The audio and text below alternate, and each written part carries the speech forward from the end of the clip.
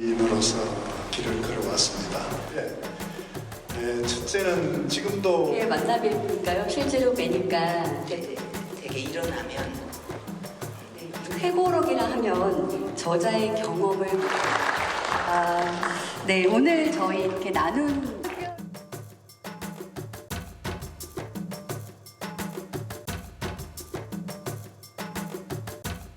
오늘 이 자리에 이렇게 올 수 있었던 것도 그동안 거의 하루도 빠지지 않고 열심히 재활운동을 한 덕분이었다고 생각을 합니다.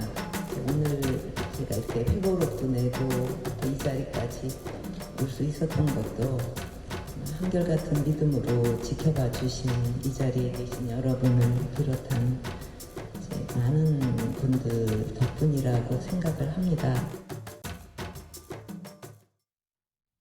자, 그동안 간간히 외부 일정을 소화했던 박근혜 전 대통령, 오늘은 그 차원을 넘어서 본인이 쓴 책을 소개하고 관련해서 설명하고 질문도 받고 대화하는 시간을 가졌습니다. 많은 출판 기념회가 있지만 박근혜 전 대통령이라는 그 존재와 출판 기념회, 이게 연결되면서 굉장히 주목을 받은 상황인데요. 화면 좀 보겠습니다. 자, 책 제목이 어둠을 지나 미래로. 이것도 여러 가지 의미가 좀 담겨 있을 것 같아요. 기본적으로 회고록이고요.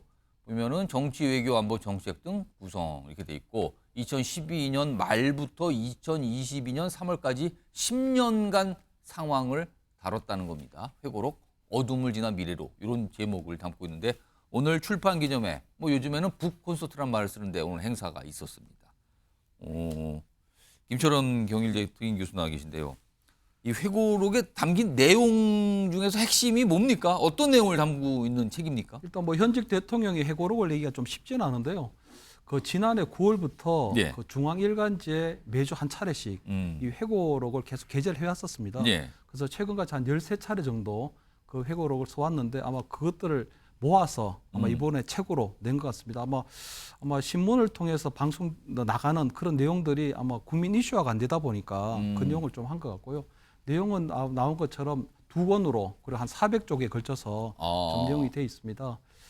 특히 2012년 그때 이명박 정부 마지막에 지지율이 굉장히 낮을 때 그때 홍준표 당대표가 사퇴하고 그다음 디도스 사태로 굉장히 어려움을 겪을 때 본인이 비대위원장을 맡아서 이 19대 총선을 승리를 이끄는 것부터 그다음에 최순실 사태 이후로 벌어진 국정농단 사태에 대한 솔직한 그런 소외나 억울함을 많이 보이고 있거든요. 그래서 그 내용을 보면 어떤 최순실 사태가 벌어졌을 때 그냥 내용이 파악되지 않은 상태에서 그냥 청와대 참모말만 믿고 그냥 사과했다는 거.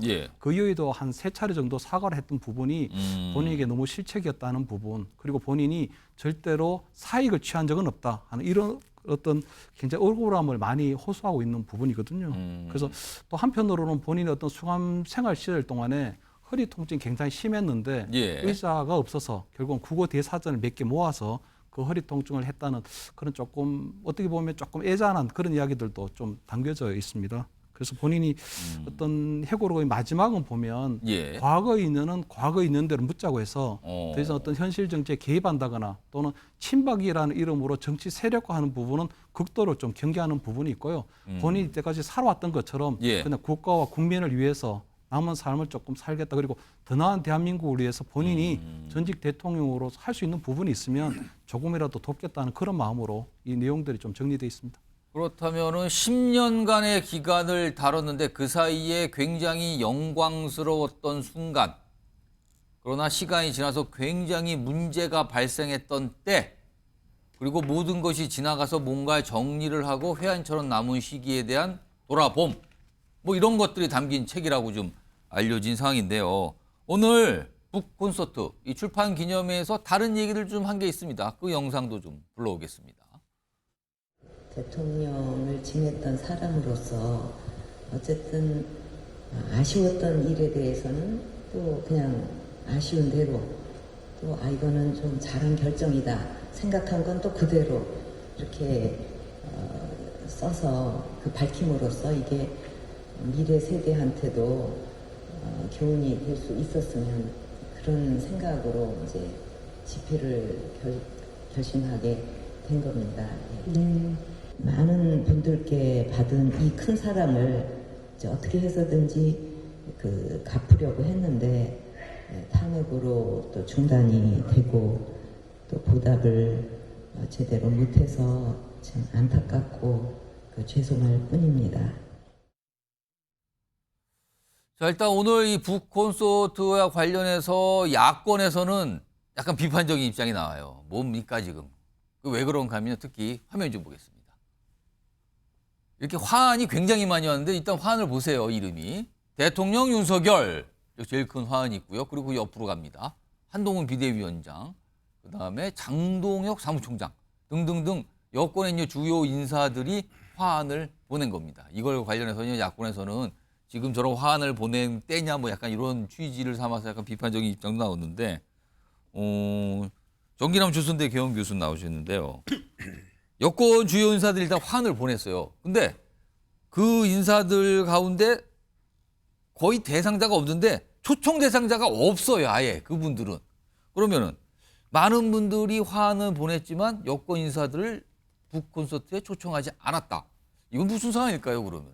정치적 오해를 최소화하려는 어떤 사전 기획으로 봐야 될 것 같습니다.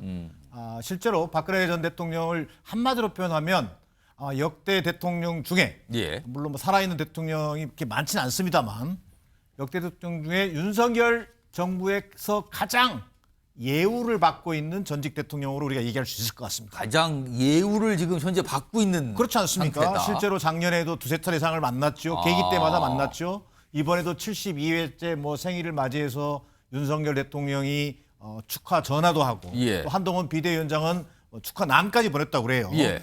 역대 이렇게 윤석열 정부에서 예우받은 전직 대통령이 있는지는 잘 모르겠습니다. 거기에 대해서 오늘 박근혜 전 대통령이 북 콘서트를 가졌습니다만 예. 저는 전직 대통령으로서 정말 아쉬움과 또 이후에 우리 또 후세대에게 교훈이 될 수 있는 일들을 담담하게 담아내는 회고록 얼마든지 저술할 수 있다고 생각합니다. 예. 하지만 북 콘서트라는 형식으로 이것을 이벤트화한 것은 뭔가 이 정치적으로 예. 충분히 오해받을 수 있는 소지가 크다. 특히나 더 지금 윤석열 정부는 TK라든지 60대 고령층에서 국정운영 지지도가 사실은 부정평가가 긍정평가를 앞서는 수준입니다. 예. 그래서 결국은 이 역대 정권 그 누구보다도 대통령보다도 예우를 받고 있는 박근혜 전 대통령이 예. 저는 윤석열 대통령을 중심으로 이 정부에게 정치적으로 화답하고 있는 거다. 결국 보수 지지층과 TK를 중심으로 한 여당 지지층을 결집하는데 예. 나름대로 역할하고 하는 것으로서 그 답을 하고 있는 것으로 저는 보여집니다. 그러면 저런 행사를 대구에서 열었다는 자체가 현 정부나 여당에게 힘을 줄 수 있는 상황이다. 이렇게 보시는 겁니까? 가장 단기적으로는 그동안 10여 년 동안 본인을 측근으로서 역할했던 예. 유영하 변호사의 출마에 직접적인 도움을 주는 효과가 있고요. 두 번째는 더 나아가서 예. TK를 중심으로 보수층이 결집하는데 박근혜 전 대통령의 영향력과 상징성을 예. 최대한 활용할 수밖에 없는 그런 궁여지책의 상황에 몰려 있는 것이 현 정부의 상황으로 보여집니다. 사실은 한동훈 비대위원장도 그렇고요. 윤석열 대통령도 그렇고 이 국정농단 사건 사실은 수사에 참여했던 검사로서 당시에 참여했었잖아요. 근데 오늘은 시간이 많이 흘러서 그때 처벌을 받고 다 죄값을 치르고 나오고 사면까지 됐던 전직 대통령의 어떤 행사에 축하의 화환을 보낸 상황. 사실 따지고 보면 긴 시간은 아니었거든요. 근데 많은 변화가 그동안 있었던 게 오늘 실감나게 보입니다. 김영주 전 민주당 의원께는요. 오늘 화면에 지나가는데 그 단상에 올라간 인물이 몇 분 되지 않아요. 그 화면 좀 다시 한번 좀 불러볼까요? 박근혜 전 대통령이 마이크를 잡고 뭔가 설명을 하고요. 오늘 화면에 단상에 올라간 화면 좀 보여주세요.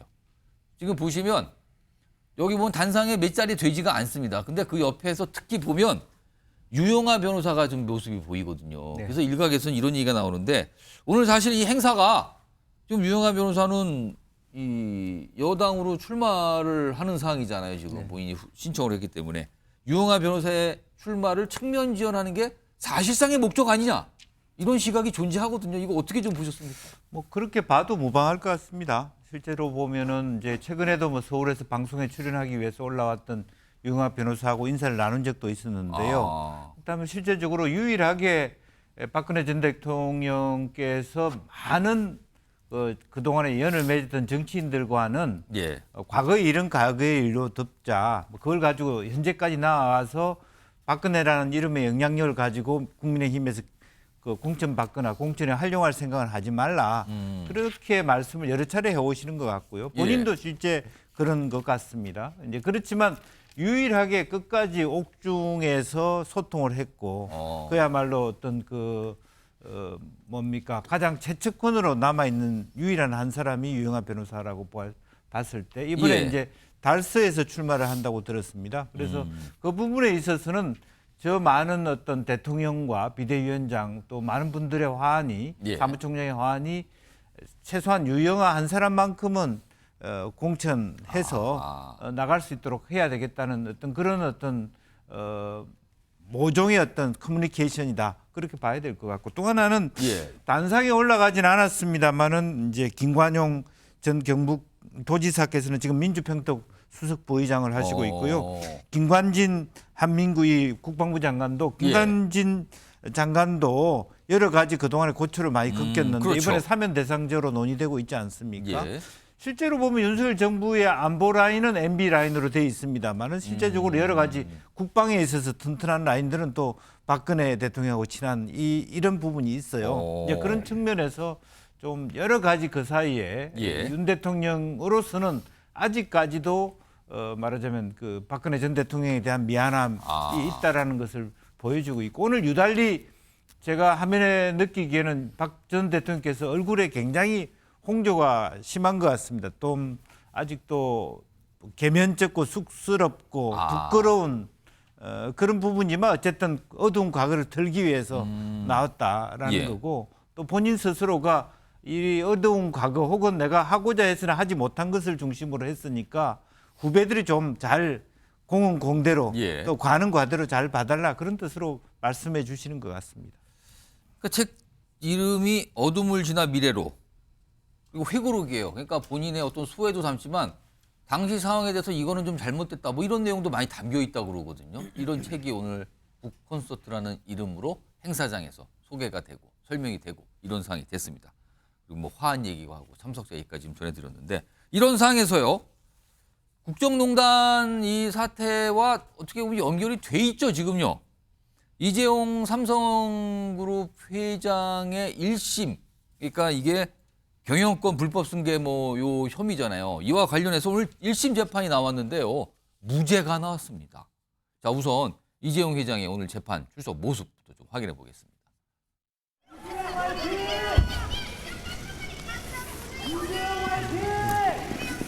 5개월 만에 1심 선고입니다. 임하신의 심경 어떠십니까?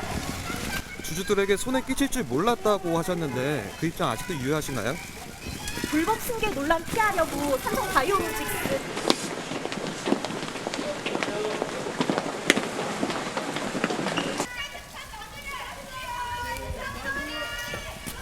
기존 3.5개월 만에 9번 판단 나왔습니다. 대거 차례 가깝게 직접 참여해 왔으니 한 말씀 해주시죠. 등기사 복귀 계획은 혹시 있으실까요? 많은 질문이 있었습니다만 답변은 하나도 나오지 않은 상황이었군요. 좀 화면 내용 좀 보겠습니다. 오늘 재판에 대해 설명한 내용인데요. 제일모직 삼성물산 합병 불법 배임 인정 안 돼. 그러니까 이게 승계와 관련된 이 문제였었는데 불법 배임 인정 안 된다. 그래서 오늘 1심 무죄가 선고됐어요. 다음 하나 더 보죠. 재판부의 설명입니다. 합병이 승계나 지배력 강화가 유일한 목적이 아니라 부당하다고 볼 수가 없다. 주주에게 손해 끼쳤다고 인정할 만한 증거가 없다. 볼 수 없다. 증거 없다. 따라서 1심에서 무죄가 나왔습니다.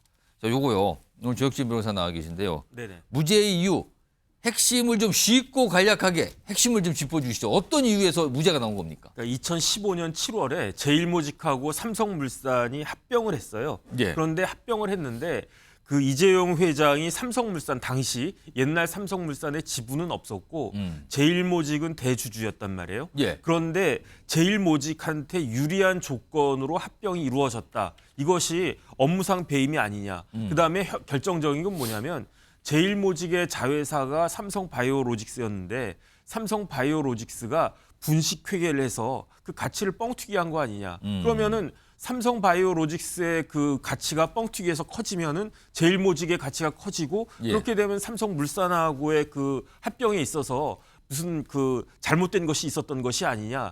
이런 의심을 받고 2018년 12월부터 합병이 일어난 지 한 3년 반쯤 뒤에부터 수사가 시작이 됐는데요. 예. 근데 사실은 이 수사 과정 중에서 어떤 일이 있었냐면 2020년 6월 26일에 예. 대검찰청에서 수사심의위원회가 있었어요. 예. 그런데 수사심의위원회 결과는 뭐였냐면은 이거는 사건이 안 되니까 불기소해라. 그다음에 수사를 중단해라. 이렇게 권고가 됐었는데 그럼에도 불구하고 검찰이 2020년 9월 1일 그러니까 수사심의위원회가 끝난 7월, 8월, 9월 한 2달여 만에 예. 기소를 갖다가 해서 그런 다음에 한 3년 5개월 넘게 시간 끌다가 이번에 1심이 나온 거네요. 이번에 1심이 나온 거예요. 이번에 1심이 나왔는데 제가 아직 판결문은 보지 못했는데 그 언론에 나온 것들을 요약해 보면은 예. 실질적으로 이재용 회장한테 합병이 유리한 측면이 있었다. 이거는 인정을 갖다 법원에서 했는데 그런데 이재용 회장의 지배력 강화만이 그 합병의 목적이 아니었다. 다시 말해서